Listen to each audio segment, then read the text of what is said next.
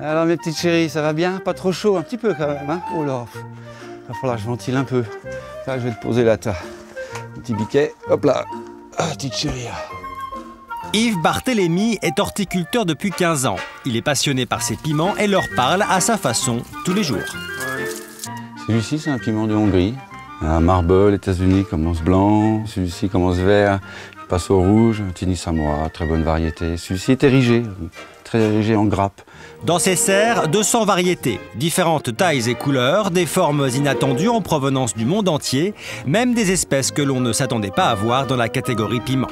Un poivron est un piment, mais un piment à chair épaisse, tout simplement. En Hongrie, ils ne font pas l'appellation poivron, piment différent.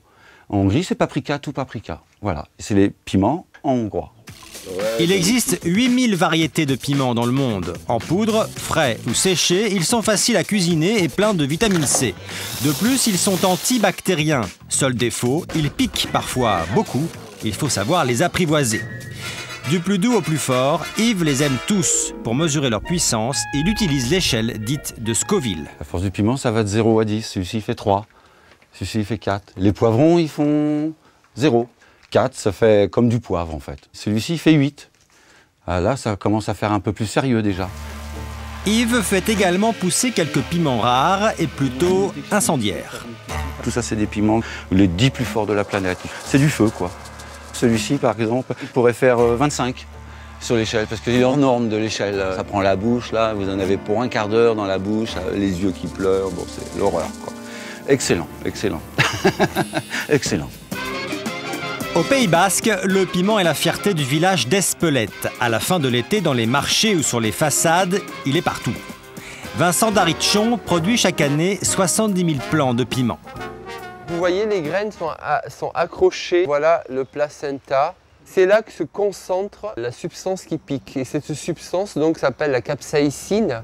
Pure, la capsaïcine est extrêmement forte. Elle rentre à 80% dans la composition de certaines bombes d'autodéfense. Mais ce qui fait la particularité du piment à Espelette, ce n'est pas son piquant, c'est son arôme. Tout ça là, c'est tout ce qui fait le goût et l'arôme du piment.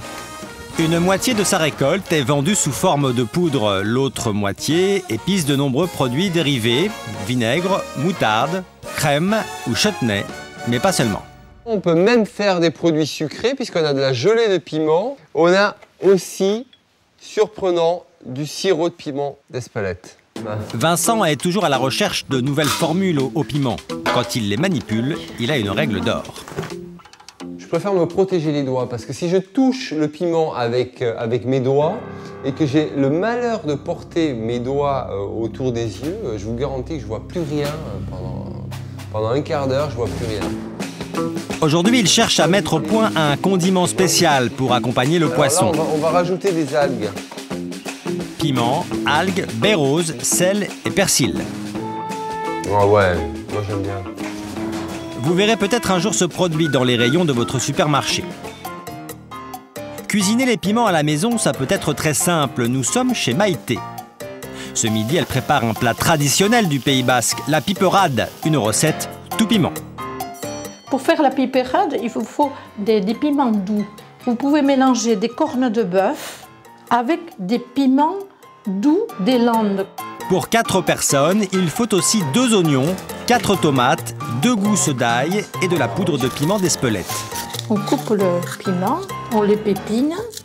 On les coupe en petits dés, l'ail et les oignons également. Puis on fait revenir le tout dans l'huile d'olive. Et quand elle ne trouve pas de piment doux, Maïté a une option. Vous pouvez faire avec du poivron aussi, ça change un petit peu le goût, mais ça peut se faire. On pèle la peau des tomates, coupées en morceaux, on les ajoute à la cuisson quelques minutes avant la fin. Et pour donner le goût parfait à son plat, notre cuisinière a un truc. Nous ajoutons le piment d'Espelette au dernier moment pour que le goût fruité du piment reste tout à fait dans le plat. Sachez que ce condiment peut être aussi utilisé dans d'autres plats pour les rendre moins fades. C'est très bon. Comme le veut la tradition, Maïté l'accommode avec des œufs brouillés et du jambon de Bayonne cuit. Délicieux. Très bon. Très bon. Ça fait 42 ans qu'on est mariés et Ça fait 42 ans Que moi j'ai la pipérade. Et visiblement, cela pimente bien la vie de couple.